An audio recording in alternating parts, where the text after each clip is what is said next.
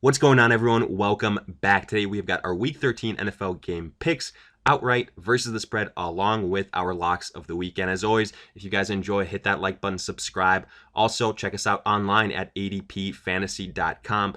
Thank you for everyone that has shown their support. If you haven't already, go ahead, join the free newsletter, get early exclusive content like these NFL game breakdowns for free, and then also become a member, get personalized fantasy advice to help you dominate heading into your fantasy playoffs. All the details in the description, but for now, let's get right into it. To kick things off, let's start with a recap of our Thursday NFL Thanksgiving games. We had 3 of them, and for those of you that are part of the newsletter, good on you because you got an early access to all those picks and breakdowns, as we went 3-0 on the spread for those 3 games. And for those of you that are just tuning into the video now, even more reason for you to become a part of the free newsletter. Get that early access for these NFL game breakdowns. But enough of that. Our first game was the Chicago Bears at the Detroit Lions. The Bears 5-6, the Lions 3-7-1. Look, even though we said the Bears easy as you could get for this pick, we said they would win not only outright on the spread. Obviously, that's what ended up happening. Final score 24-20. The spread was plus 2.5. Incredibly low spread considering that Driscoll was questionable. Ultimately, Blau ends up being the third string quarterback to start for the Detroit Lions. And we said it about Mitch Trubisky. He's not a good NFL quarterback. And even if he does lead the Bears to a victory, that's not going to change their playoff perspective. They're still done for the season. But with Mitch Trubisky, basically, look, even a blind squirrel finds a nut once in a while. And Trubisky is that blind squirrel, and his nut is the Detroit Lions. You know, the last couple of years, that team is the one that he's had success against. And it happened a couple of weeks ago, it happened last year, and it happened again on Thursday, as he had a pretty good game, and he was honestly the reason why the Bears won this contest. Another guy that had a big outing was Anthony Miller. We said potentially watch out for this guy. David Montgomery also got it in the end zone. And even though the Lions came out kind of hot and Blau did impress, the Chicago Bears proved to be the more equipped team, probably the more experienced team, and got that victory 24-20 to go ahead, cover on the spread, and get that victory outright. Then our second game was the Buffalo Bills at the Dallas Cowboys. The Bills 8-3, the Cowboys 6-5. The spread -6.5 for the Dallas Cowboys. And I had initially thought, man, that is a very high spread for the Cowboys. Even though I did give them the edge outright, I said the Buffalo Bills on the spread all day long. Now, the final score, obviously 26-15 in favor of the Bills. So not only did the Bills cover the spread, but they won outright. My thing with this game was that neither one of these teams had really shown up against better or above average opponents. So how good are they really? How much can you rely on either one of these teams? Kind of similar from that perspective. I believe that the Cowboys would have the edge because of Ezekiel Elliott, of that offensive line, of them being a little bit more balanced offensively. But man, the Cowboys couldn't get out of their own way, especially in that second half. Issues with turnovers, things like that. And the Buffalo Bills capitalized. Josh Allen played a good game. And now the Cowboys are even in more disarray. It's a good thing they play in the lonely NFC East and they still have a chance to win that division and make it into the playoffs. Then our final game of Thanksgiving, the Saints at the Atlanta Falcons. The Saints going in 9-2, the Falcons 3-8. The Saints, if they won that game, we're going to go ahead and clinch the NFC South. And we said go ahead and book it right from the get-go, because even though the Saints got absolutely dominated by the Falcons only a couple of weeks ago, there was no chance it would happen 2 times in a row. The spread plus 6.5 for the Falcons. I definitely believe that the Saints would win by at least a touchdown. And wouldn't you know, that's what happened, 26-18 for the New Orleans Saints. The Falcons did give them a little bit of scare with all those onside kicks, but especially when the news came out that Julio Jones wouldn't be playing in this game, the Saints became almost a slam dunk. As long as they came up and went ahead early up on that game versus the Falcons, we knew it'd be a long day for Matt Ryan. He'd get hit a lot. He'd commit a couple turnovers, and once you know it, in crunch time, that's exactly what happened, and the Saints got that victory, and they showed us, again, that only a couple of weeks ago, the loss they had versus Atlanta was an absolute fluke. Now, getting to our Sunday games, we start with the New York Jets at the Cincinnati Bengals. The Jets 4-7, the Bengals still winless at 0-11.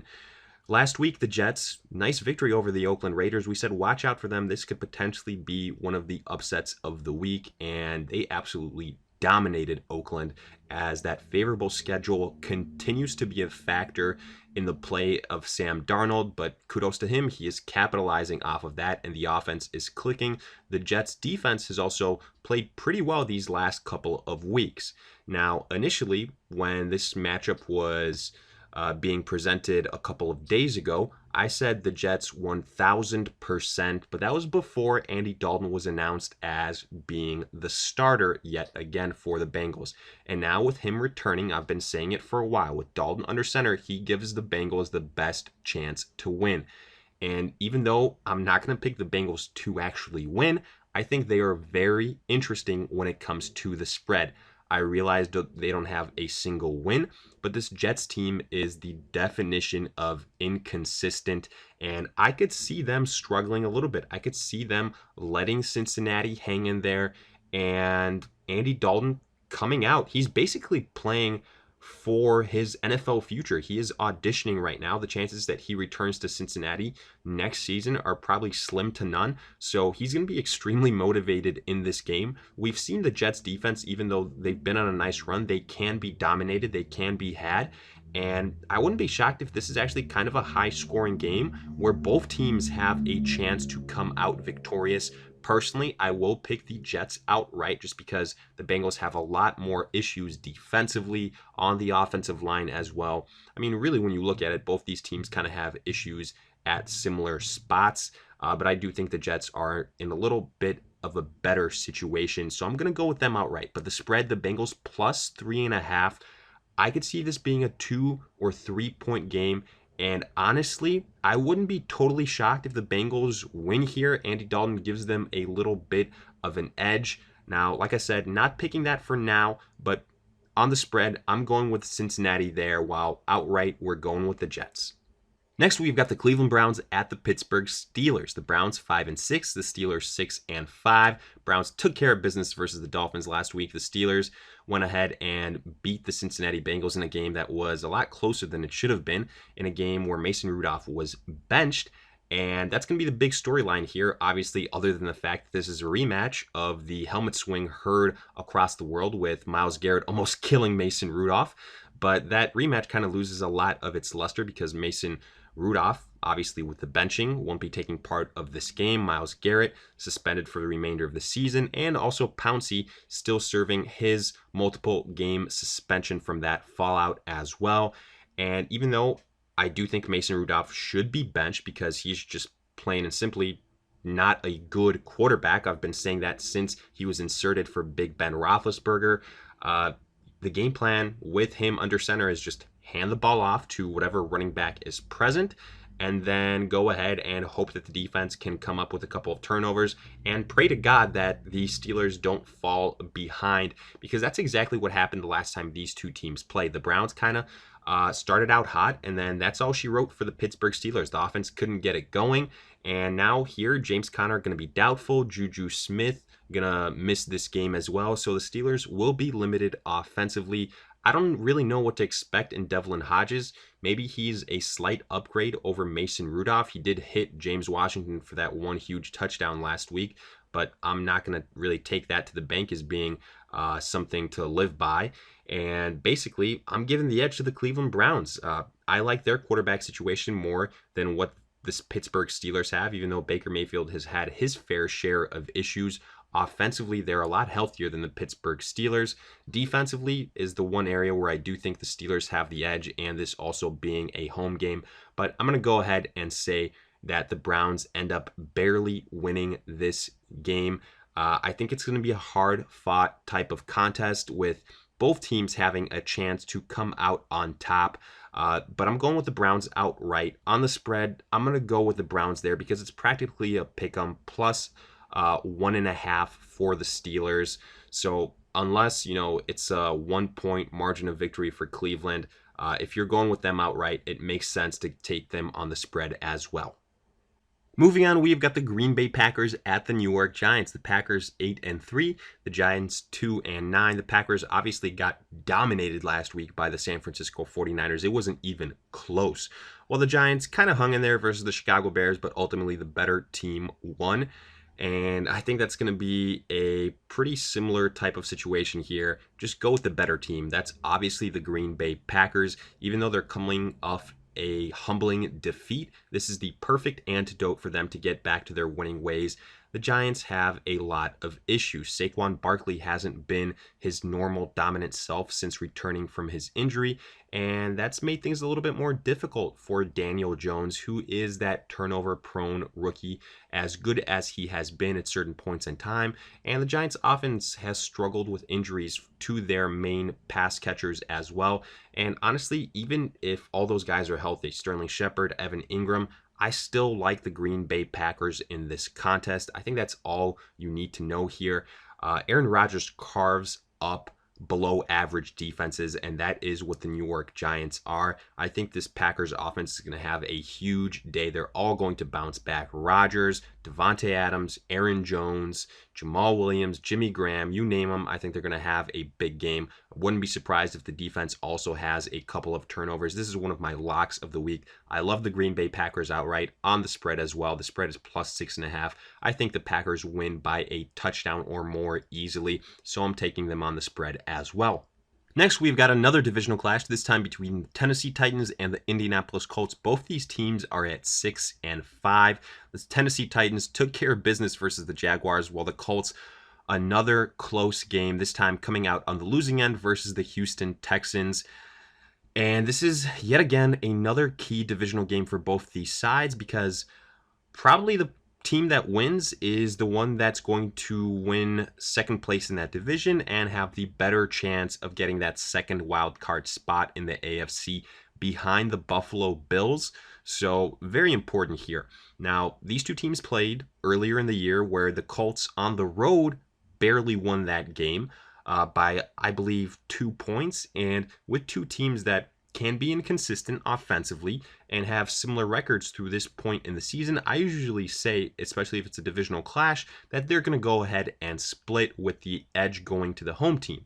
Well, the thing is, the home team already lost once, and now the Colts being in Indianapolis, and with Jacoby Brissett being a little bit healthier, I have to give them the slight edge here.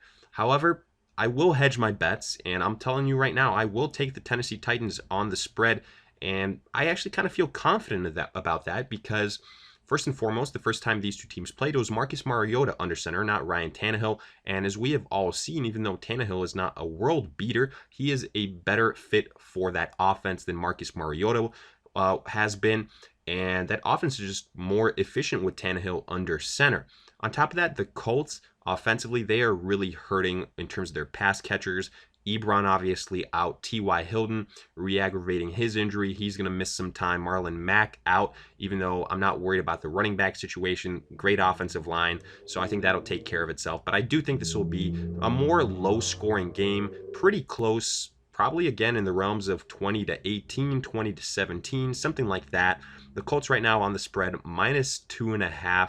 Again, very low, but I will hedge my bets because I could see this game kind of being a coin flip situation. It's one that I struggle to pick one way or the other. Unless you guys feel extremely confident about it, I'd say probably stay away from this game. Even though I'm taking the Colts outright, I will go ahead and pick the Titans on the spread. I think they're a little bit healthier. I think they're better with Ryan Tannehill under center, and we've seen both these teams be inconsistent at times, especially the Colts at their kicking situation. So watch out for that. If it comes down to that, wouldn't be surprised at all if things swing in the favor of the Titans. Next up, we've got the Philadelphia Eagles at the Miami Dolphins. The Eagles 5-6, coming off a tough loss versus the Seattle Seahawks, where even though it was kind of close, Carson Wentz didn't have the best game, kind of got nicked up there, and that's all she wrote. When they finally did end up scoring a touchdown, it was too little too late. While the Miami Dolphins 2-9 got absolutely smoked by the Cleveland Browns last week, again showing us that defensively they have so many issues. But give credit to them, Ryan Fitzpatrick did give them several scoring opportunities. They capitalized off that. but again, the better team won, and I think that'll be the situation here. Now, I will say I do think the Miami Dolphins probably have another win or two in them because their schedule gets a lot easier, specifically after this week. I just don't think it starts here in week 13 because this Philadelphia squad offensively, even with Carson Wentz not being at 100%, I think they can win it pretty easily with a commitment to the rushing attack. They've got the bodies there. And then also with a good defensive performance. And I know what you're going to say. Well, this secondary hasn't been all that great as of late. But the last couple of weeks, defensively, the Eagles have actually been pretty good versus the New England Patriots, versus the Seattle Seahawks last week as well. We know that they have a great defensive line, being able to stop the rushing attack of opposing teams. So I think they'll be able to go ahead and have a pretty successful outing here. And it also helps that Alshon Jeffrey is set to return. They really need their reliable pass catchers back. And I think Carson Wentz will have a good outing here. It's kind of been a couple weeks since he's performed well. So this is the perfect get-right game for the Philadelphia Eagles. I think not only do they win outright, but also they cover the spread, which is almost double digits, plus 9.5 for Miami. I think the Eagles kind of pull away late in this game, win by about 13, 14 points. So I will take the Eagles outright, but also on the spread. Next, we've got the Tampa Bay Bucks at the Jacksonville Jaguars. Both these teams 4-7. The Bucks coming off a pretty dominant victory over the Atlanta Falcons, where they played great defense, while the Jacksonville Jaguars 4-7 got dominated by the Tennessee Titans last week. And it's kind of tough to call this game. The Jaguars are a favorite at -1.5. I think a big reason for that is because they are at home here. But offensively, I got to give the edge to the Tampa Bay Bucks. Since Nick Foles has returned, this team is without a win for the Jaguars. Now, you could say, well, maybe he's rusty. Maybe he still doesn't have the chemistry with some of these guys just because he got injured so early on in the season. But I think more than likely, it's kind of the situation that a lot of Jacksonville Jaguar fans feared early on when the Jaguars gave all this money to Nick Foles, and that he's simply an average quarterback that is suited for certain systems better than others. And I do think that Philadelphia situation was the best situation that he could be in. That's why probably he's struggling a little bit here in Jacksonville. Now, the Jaguars do have the weapons offensively. They've got Leonard Fournette. They've got, DJ Shark. They've got Dede Westbrook. But the Bucks, what do they do really well? Well, they stop the rush of opposing teams. And with Leonard Fournette, I do think that he's going to have a tough outing here, which means the game is going to be a lot more so on the shoulders of Nick Foles, which I don't necessarily feel good about. Now, I mean, to be fair, on the other side of the ball, you've got Jameis Winston, who is a turnover machine. But with that, you're going to get about 3 touchdowns, probably 300, 400 passing yards because he's going to sling it around. And I do feel better about what the Bucks have offensively with the weapons around Jameis Winston. Chris Godwin, Mike Evans, O.J. Howard, Cameron Brate, Ronald Jones kind of being a little bit better these last couple of weeks. And defensively, I've got more faith in the Bucks unit than I do of the Jacksonville Jaguars. So I like the Bucks to go ahead, go into Jacksonville and pull off this upset. I'm taking them outright. I'm taking them on the spread, obviously, since the Jaguars are favorites there at -1.5. I just think the Bucks offense is a little bit more potent, a little bit more dangerous. And for that reason, I give them the edge here. Continuing on, we've got the Washington Redskins at the Carolina Panthers. The Redskins 2-9, coming off their second victory of the season, with Dwayne Haskins being the guy under center. But keep in mind that happened versus an injured Detroit Lions squad, and the Redskins barely got that victory. While the Carolina Panthers 5-6, they came off a heartbreaking loss versus the Saints, where it was probably lost because of the kicking situation for the Panthers. A lot of missed extra points, missed field goal at the end of that game in the fourth quarter to go ahead and give them the lead. So the Panthers did have chances. Kyle Allen did look good, somewhat surprisingly, which maybe is a reason why a lot of people not necessarily having faith in the Panthers here, because if you look at Kyle Allen's stats, he really hasn't put back-to-back good performances together. Now, I do think this is probably where he does break that streak, because the Redskins are absolutely awful. And defensively, they have a whole lot of issues. And the Panthers offensively do have weapons. I think even if Kyle Allen does struggle here, the Panthers still get the victory behind a good performance from Christian McCaffrey, as has become the norm at this point in time. But also look out for DJ Moore, look out for Greg Olsen, Curtis Samuel. Now, I think if Kyle Allen plays well, that's where the spread comes into effect here, because -9.5, then I think almost surely the Panthers will cover it. But another reason why I actually think that the Panthers can cover if Kyle Allen only plays average, let's say, is because it comes back to the Dwayne Haskins factor. He is not the best quarterback for this offense. You know, he's coming off a high, getting his first victory. But this Panthers team is a lot better than the Detroit Lions, even though the defense has admittedly struggled these last couple of weeks. Look at the quarterbacks they've played. It's been versus good quarterbacks. They can still get to opposing quarterbacks. They're good at applying pressure, getting those sacks. So I think the Panthers defense is going to have a good outing here. They're going to sack Haskins. They're going to force turnovers. And I think the Panthers end up potentially blowing out the Redskins. I think the Panthers outright are a pretty good pick here. And then on the spread, even though it's -9.5, I'm going to go with the Panthers again. I think defensively they bounce back. I think Kyle Allen has an average game, and then Christian McCaffrey does the rest for the Panthers to win by at least 10 or 14 points here.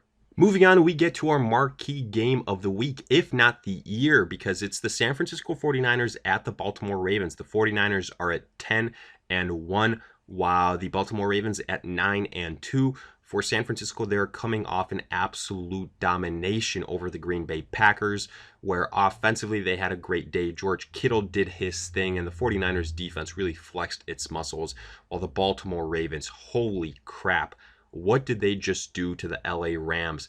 6 straight touchdown drives with Lamar Jackson under center. They did not punt. That is ridiculous.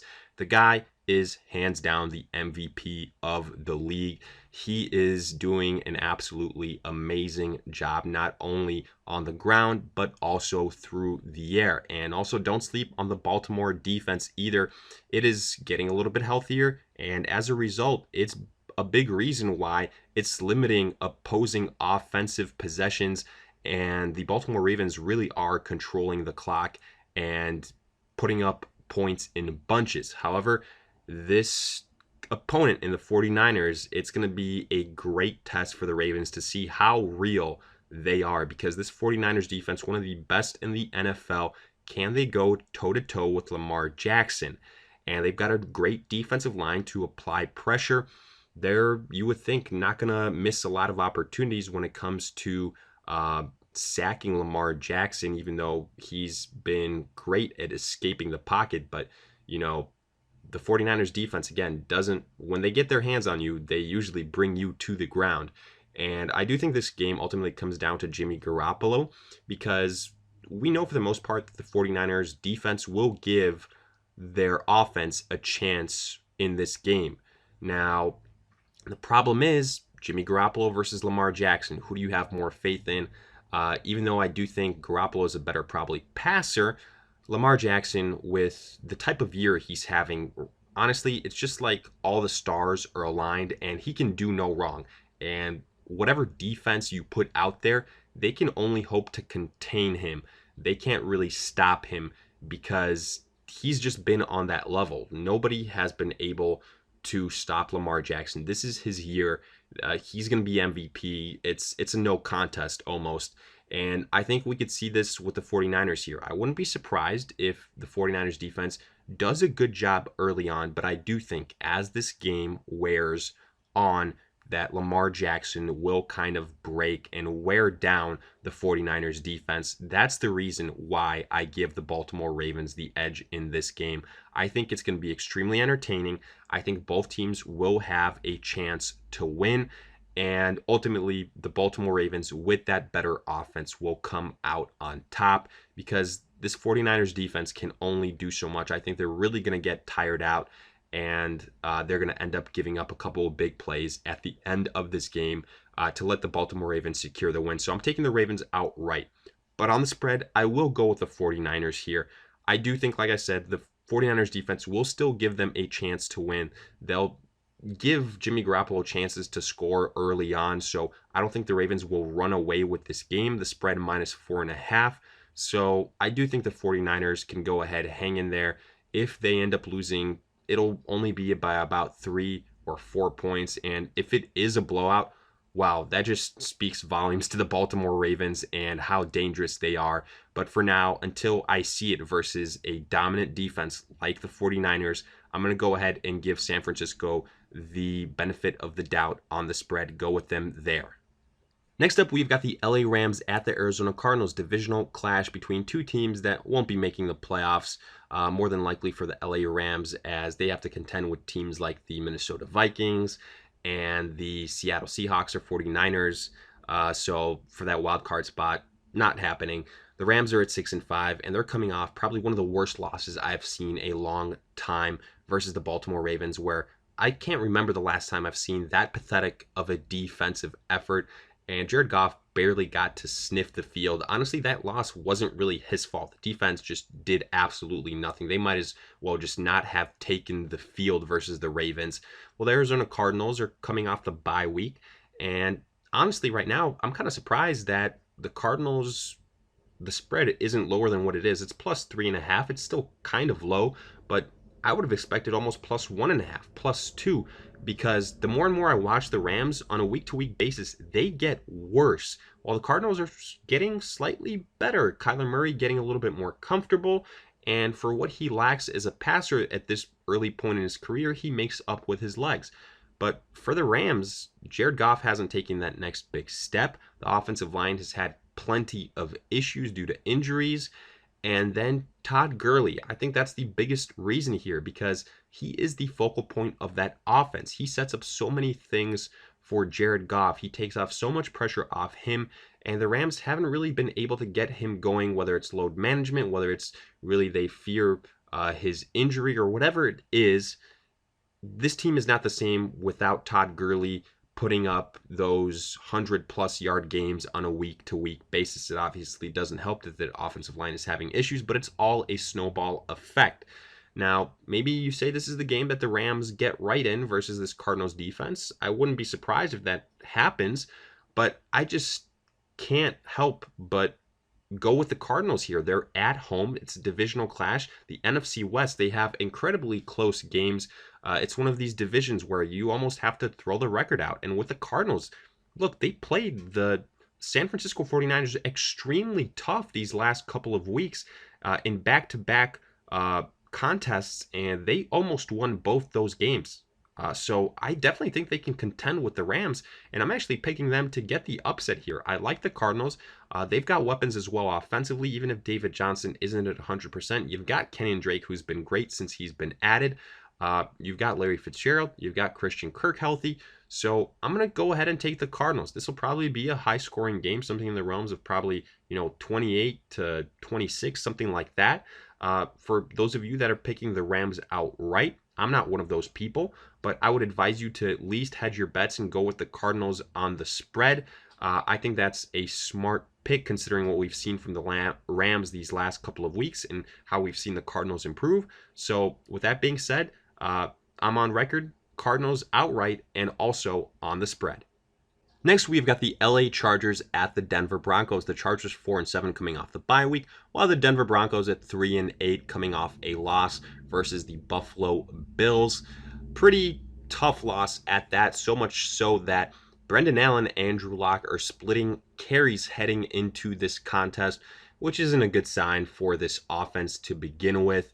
And even though the Chargers lost the first contest that these two teams played, look, let's go on record and say it was an ugly loss, even though the scoreboard might show otherwise. The Chargers really didn't get going until late in that fourth quarter. The Broncos did a great job defensively, and the offense put up just enough points.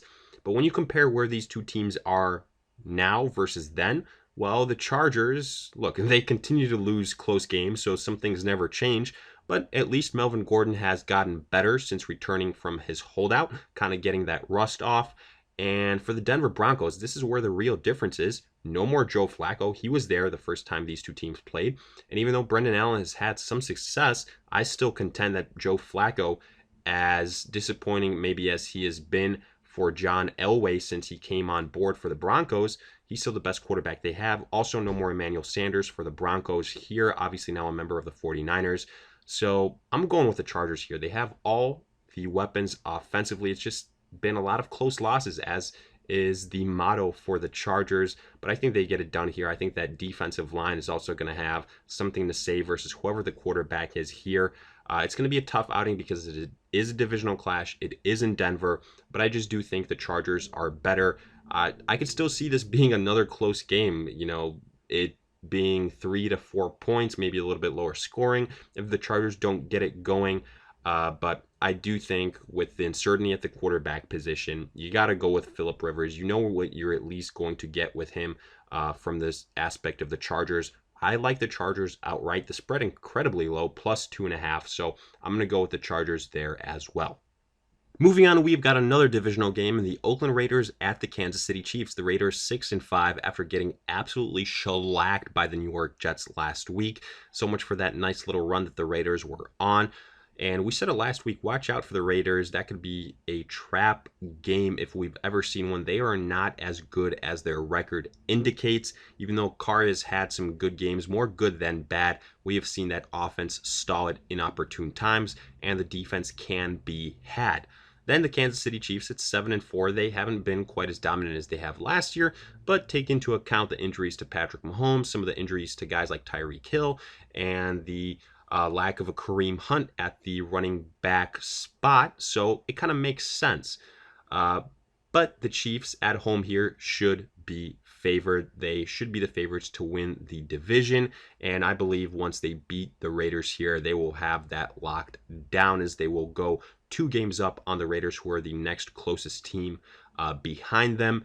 And to me, it comes down to Patrick Mahomes, Tyreek Hill, who is expected to play, and even with Damian Williams not expected to suit up, whether it's LaShawn McCoy or Darrell Williams, that will be enough to go ahead and beat the Raiders. But for me, honestly, it's the fact that Patrick Mahomes is back. I think he's going to go ahead and carve up this Raiders defense. And even though the Chiefs defense has been, well, awful is probably an understatement, I think they'll be able to go ahead and take advantage of a inconsistent Derek Carr.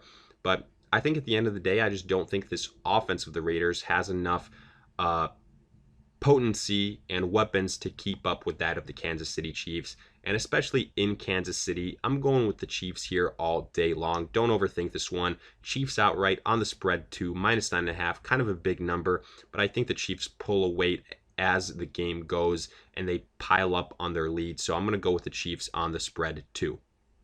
Getting to Sunday Night Football, we've got the New England Patriots at the Houston Texans. The Patriots 10-1 after they took down the Dallas Cowboys. A hard-fought victory, in bad weather, but ultimately the defense stepped up, absolutely shut down guys like Amari Cooper. So great job there, kind of like how we expected. While the Houston Texans 7-4, hard-fought victory over the Indianapolis Colts, they end up splitting that series as we predicted, and now are in control of their division. And even though the Texans have some dynamite players in Deshaun Watson, DeAndre Hopkins, Will Fuller, I'm going with the New England Patriots here. I just don't think Watson has faced anything like the New England defense all season long. And we have seen that this Texans offense can be inconsistent. It can be low scoring. And I think the Patriots defense will expose that offensive line. I think they're going to apply a lot of pressure to Deshaun Watson. And for the Texans, I think this will be a low-scoring game. Maybe it'll be a low-scoring game in general, similar to what we saw with the Patriots and the Eagles and the Patriots and the Cowboys the last couple of weeks. But I just have a lot more faith in the Patriots defense. That's what it comes down to here. And then Tom Brady, as much as it's been made about the struggles of the offense, this Texans defense is not good. I think the Patriots can have their way regardless of, who Tom Brady is playing with at the wide receiver position. It just makes what he's doing that much more impressive, in my opinion. I'm taking the Patriots here to win. It's on the road, so it's not as maybe confident as if this game was in Foxborough. But again, with the Texans being a lot more inconsistent than the New England Patriots, and with this Patriots defense I expect them to have a big day. I expect them to be a big reason why the Patriots win. And I'm taking the Patriots outright on the spread plus 3.5. I think the Patriots can win by at least 4 or 5 points. So give me the New England Patriots on the spread as well. And finally, getting to Monday Night Football, we've got the Minnesota Vikings at the Seattle Seahawks. The Vikings are coming off the bye week. They're at 8-3, while the Seattle Seahawks 9-2, coming off that victory over the Philadelphia Eagles. And even though this isn't a divisional game, this is an incredibly important game for playoff seeding, because right now these are the two teams that are in wild card contention. And I do think that both will make the playoffs just because they're so much further ahead of the field in the NFC. But the question could become which one has the top wild card spot. Maybe if the Seahawks lose, we forget about potentially them winning the division over the 49ers. And for the Vikings as well, look, they're tied record-wise with the Green Bay Packers, and they've still got a game to go there versus Green Bay. So incredibly important game for both of these teams. It's going to have huge playoff implications in the NFC, no doubts about that. And for the Vikings, look, I do think it's going to come down to, does Adam Thielen play or not? It's possible, but with him probably not being at 100%, I got to give the edge to the Seattle Seahawks. I think it's going to be a close game. I think it's going to be a competitive game. And anytime that is the case, I give the edge to Russell Wilson because he is the most clutch quarterback in the NFL. I don't care how well Lamar Jackson has played in, a 2-minute drive in the fourth quarter when you need a score. I'm taking Russell Wilson over any other quarterback. Offensively, the Vikings might have more weapons and Diggs and Thielen and Dalvin Cook, who's an incredible running back and definitely, more potent, hasn't had all the issues fumbling like a Chris Carson. But in Seattle, I'm going with the Seahawks here. They've got weapons too in Tyler Lockett and Metcalf and Josh Gordon. Defensively, the Vikings are the better team. That's what will probably be the difference maker along with the health of Adam Thielen. I think they can stop the rushing attack of the Seahawks.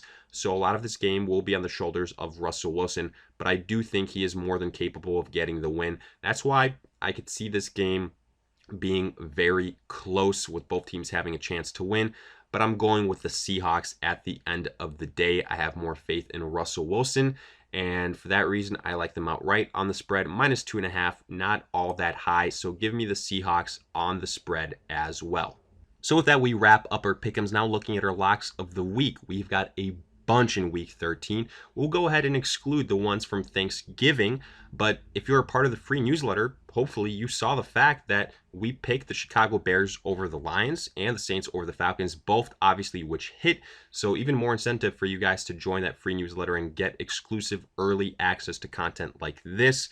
But moving on, we've got the Green Bay Packers at the New York Giants. Give me Green Bay all day long. Aaron Rodgers will have his way with this Giants defense, and there's no way that the Packers lose 2 in a row. Next, Philadelphia at Miami. This Miami unit is one of the worst defenses in the NFL, even with Carson Wentz probably not being 100%. And even if the Eagles don't cover the spread, I think the Eagles will, without a doubt, beat the Miami Dolphins with a great rushing attack and with a great defensive effort. Then Washington and Carolina, give me the Panthers all day long. Similar with the Eagles, even if they don't cover the spread, I have zero faith in Dwayne Haskins. I think he's going to be rattled by this Carolina defense, which will have a bounce back effort. The Washington Redskins defense isn't all that good either. That equals a Panthers victory. And finally, Oakland at Kansas City. Give me the Chiefs at home to get this victory. Patrick Mahomes playing, Tyreek Hill playing. The Raiders not as good as their record indicates. I will take the Chiefs there. So with that, we wrap up our locks of the week as well. And as always, let me hear it in the comment section. Did you agree, disagree with these picks? Are you on the same page as me? Along with any other questions you guys might have. As always, if you guys enjoyed, hit that like button, subscribe, and also check us out online at adpfantasy.com. This is a perfect week, perfect example why it pays to be a part of that newsletter. Join it. It's absolutely free. And you get early exclusive content to these NFL game breakdowns to help you dominate your betting. Also, you can become a member for personalized fantasy advice, help you dominate just in time for the playoffs. All the details in the description. But for now, we'll see you guys in future videos.